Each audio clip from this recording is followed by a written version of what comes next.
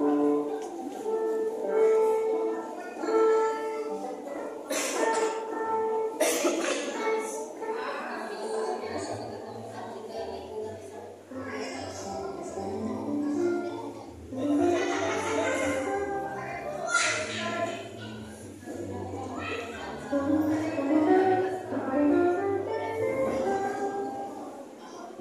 umaga po sa ating lahat, mga kapatid.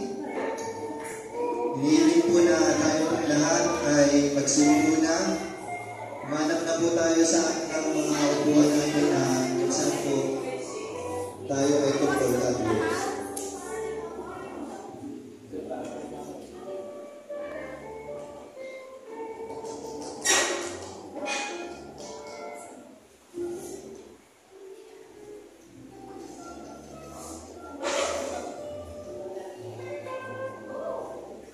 Sige po, sa ilang minuto lang po ay tayo po magpapasimula na.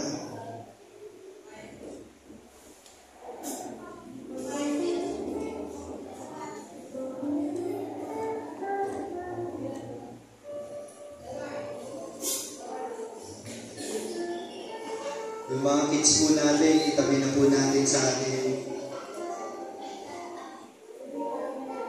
Yung mga cellphone po, pakiusap po. Kung pwede lang po ay silent mode po muna natin.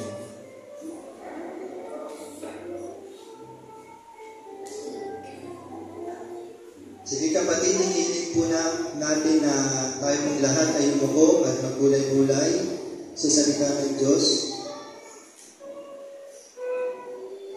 Sinasabi po sa awit 150, 1-6. Purihin si Yahweh sa banal na templo. Ang Diyos ay awitan, purihan. Purihin sa langit ang lakas ng taglay. Siya ay purihin sa kanyang ginawa. Siya ay purihin sapagkat dakila. Purihin sa tugtog ng mga trompeta. Awitan sa saling ng alpa at lira. Sa tugtog ng tambol magsayaw, purihin. Mga alpa at lauta, lahat ay tugtugin. Ang Diyos ay papurihan sa tugtog ng pompiang. Sa lakas ng tugtog, siya ay papurihan. Purihin si Yahweh ng mga nilalang. Purihin si Yahweh. Sige po, hinihiling po natin kapatid na tayo po lahat ay umuko at manalangin.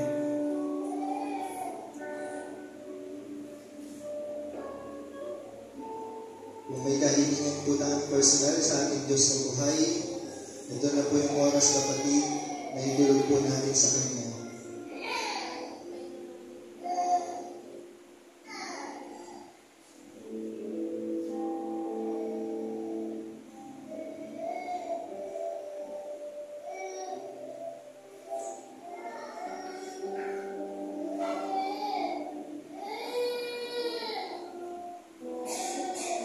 Magpatuloy po tayo sa panalangin.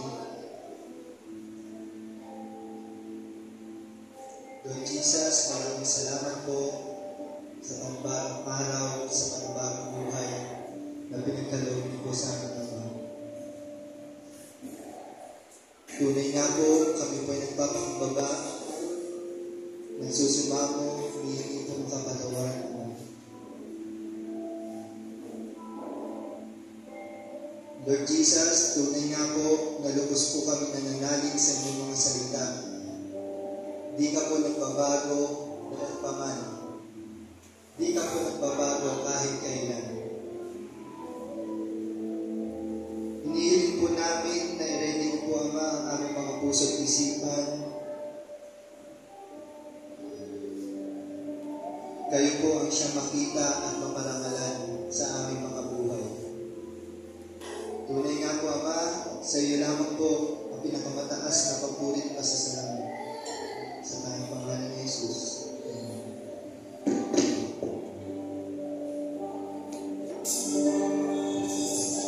Amen. Tunay nga na ang araw na ito ay araw ng ating Panginoong Jesus. Amen po ba? Kaya naman narapat lang na ibigay natin ang the best para sa Panginoon. Patuloy na mag-alay ng papurit at salamat sa ating Panginoong Jesus. Amen. Tunay na naiingat